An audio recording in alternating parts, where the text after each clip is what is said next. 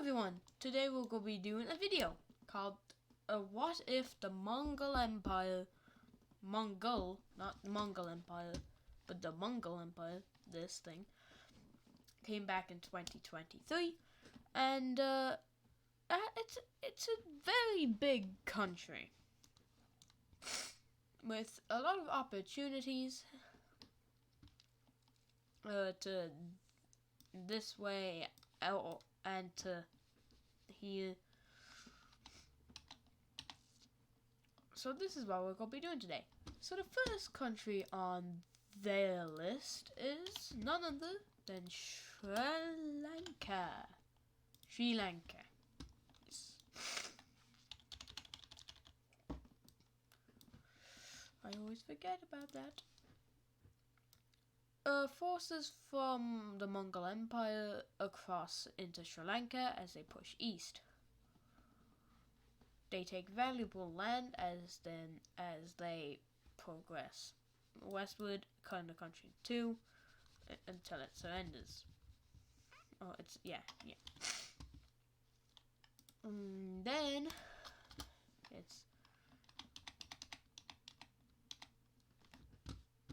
it's then integrated into the Mongol Empire. Next country on its list is Afghanistan, but Iran joins in to limit the amount of land. The Mongol Empire take over that region, I forgot what it's called, and from there they move across. They take a bit of land up north, as Afghanistan is in disarray. The Iranian troops make a spearhead.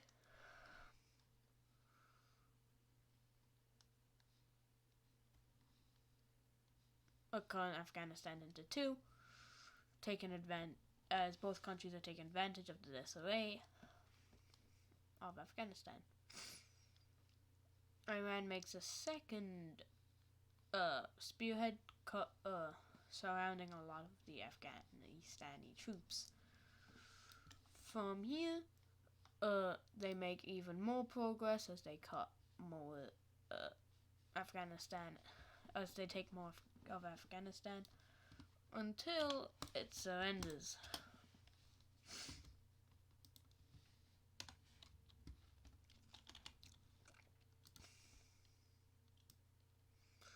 And this is the border.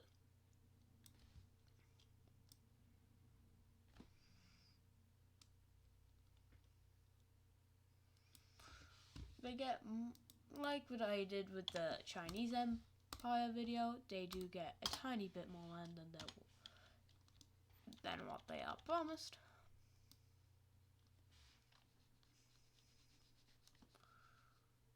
Or what is agreed on.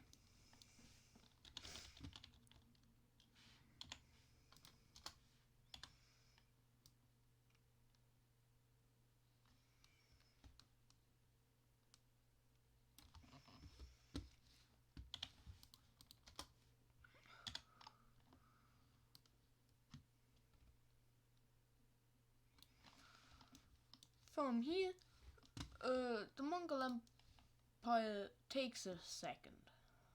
They take a second just to breathe and recuperate. And then they invade these two countries at once. Usually, one of these, I think it's this country here that's in alliance with China, but China does not come to their aid. And I should probably mention that EU, NATO, UN is not in this scenario, as the Mongol Empire crosses the border. Oh wow, this is the best borders in the world. As these two countries are kind of firing shots at each other. Who even owns that? Okay.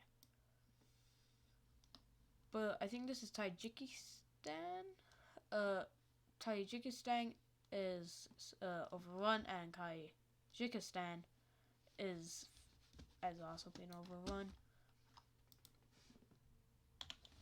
And they're both being fully annexed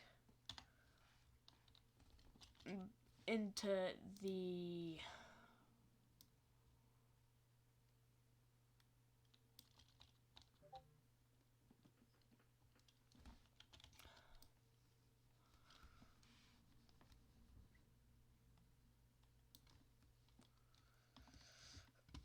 next that they make a purchase. They're also buffed, so like no one can interrupt them.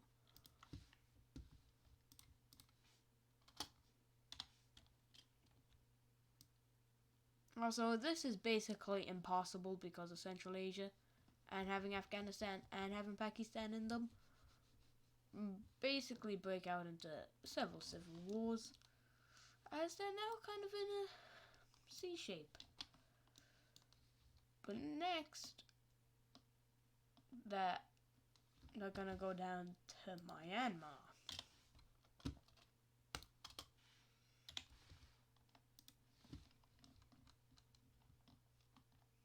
They make They make northern advancements.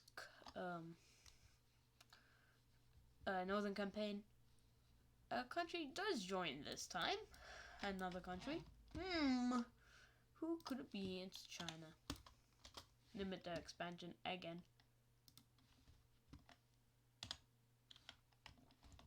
So now it is a race.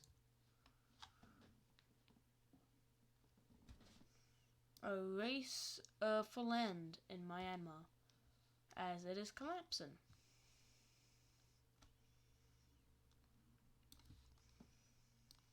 With Mongol and Chinese troops basically demolishing any Myanmar resistance, and the civil war, well, that's basically gone now.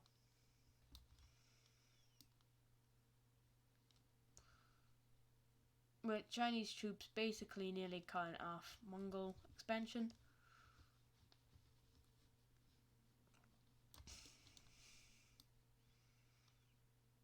But the Mongols do manage to cut off the Chinese troops. As then after this, it surrenders. And really from here,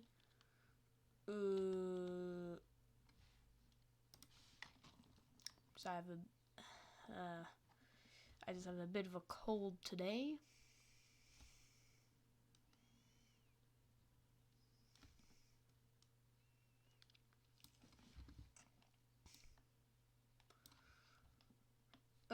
Yeah, this is the new border. China is really looking like it's an empire video, but it's not gonna be its empire video, because this is basically India's empire, but it's not India's empire, mostly India.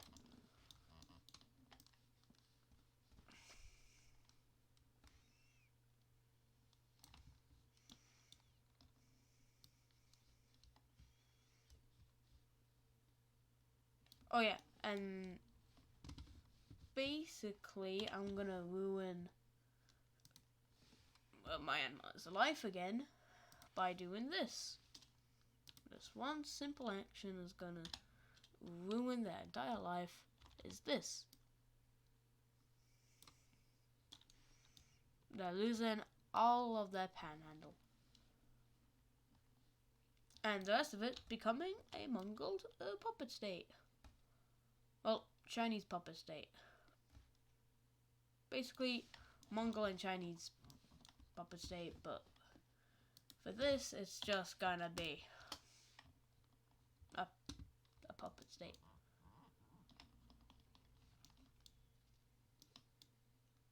Now, it's a lot of land. They're gonna invade Iran.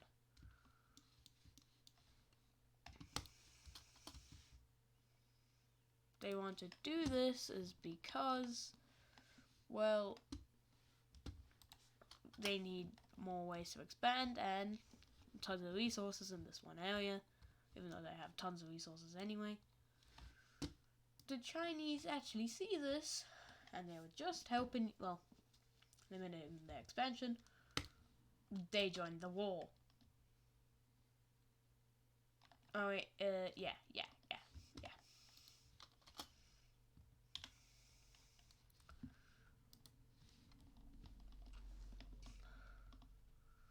So, the reason why China joins the war is because these two, secret alliance. Woohoo! The minute the Mongol Empire began. Plot twist. Totally not made that up. So the already stationed Mongol troops crossed the border immediately, making large encirclements of Iranian territory.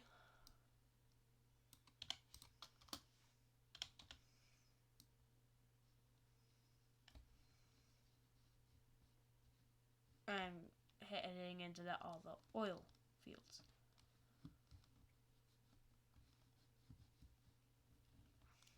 A spearhead is created.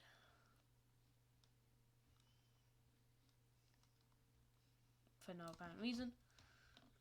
As actually it has a reason, because the northern spearhead and the southern spearhead are heading towards each other. This is not good for Iran, because this will lose out a lot of troops.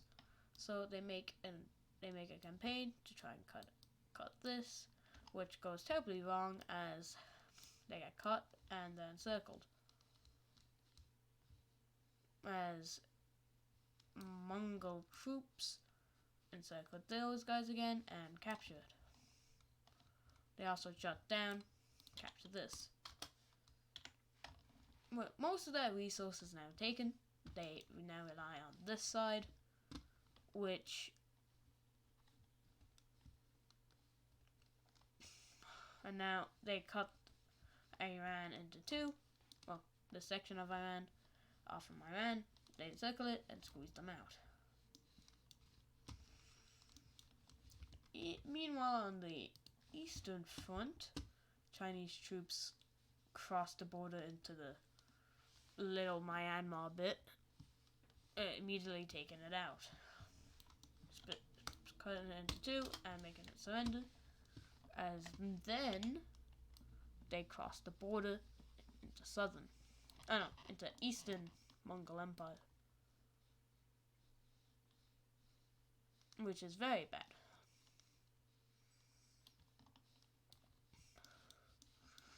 From here, the Mongol Empire are gonna make a very costly move. It's going through the Chinese desert here, or jungle. They're basically gonna avoid the Himalayas, even though there's a lot of fighting going on there. They're just gonna ignore it.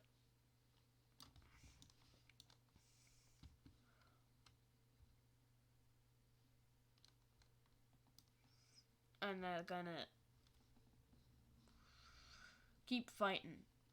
But in the north, they are winning as they are heading deep into Chinese territory, with the spearhead going pretty well.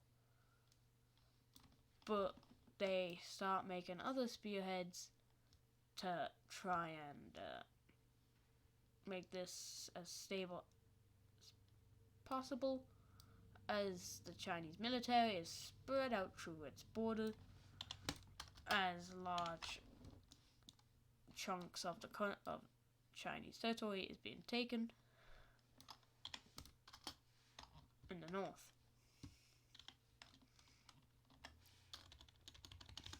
While in the south, they are making huge progress as the Mongols are being pushed back.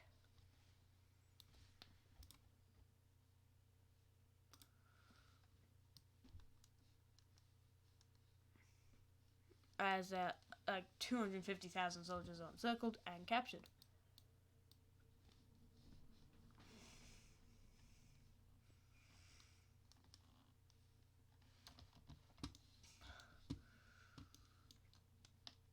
The Mongol troops, the Mongol Empire desperately tries to break Iran first as they head towards the Caspian. They eventually reach the Caspian as northern Iran falls and the capital is taken. This may look fast on the map, but this is taken months and months, nearly a year just to get that campaign, as there's a lot of warfare and guerrilla warfare. Iran is slowly collapsing, but does not surrender.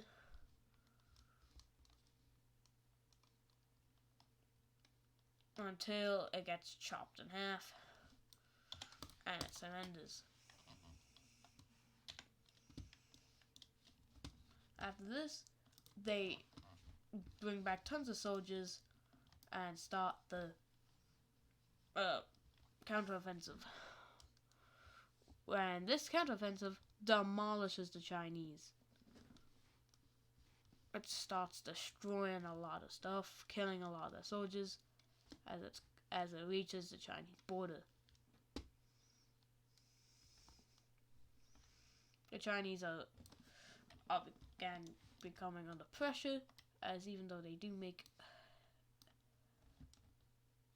progress and cutting off a lot of Mongol troops,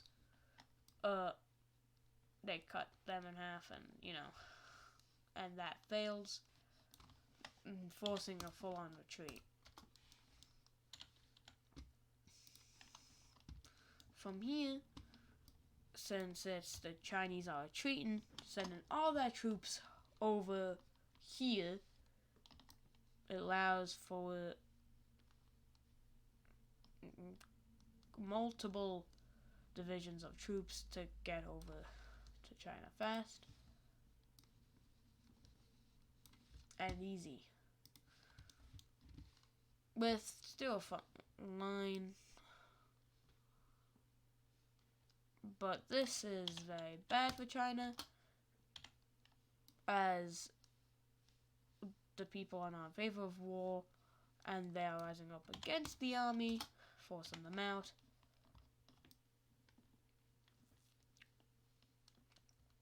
Oh yeah, since all the army is at the important cities, the Mongol Empire is just taking its time, dragging the war on, and bombing the hell out of Chinese cities,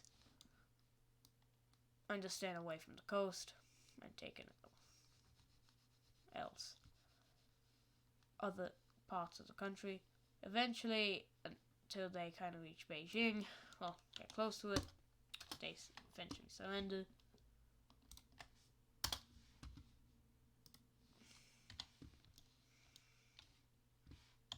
That does seem like a long stretch, but don't really care.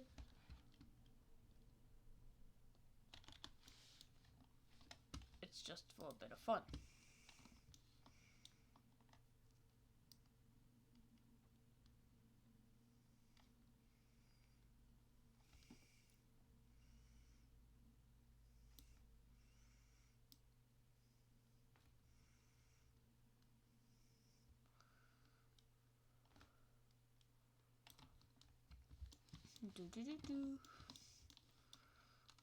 Oh yeah, and guess what? Myanmar actually gains back some land. But importantly, just Tibet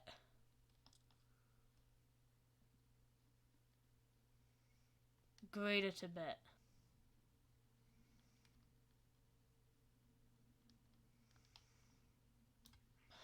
This Tibet's released. Xinjiang.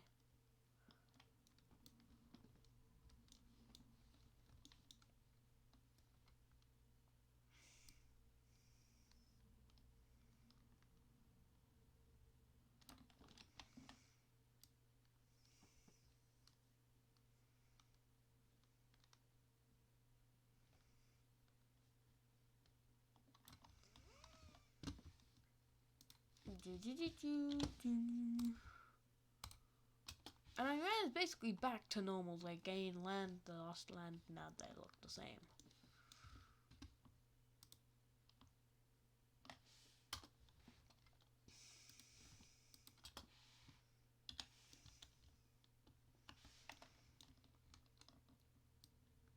Oh, whoops.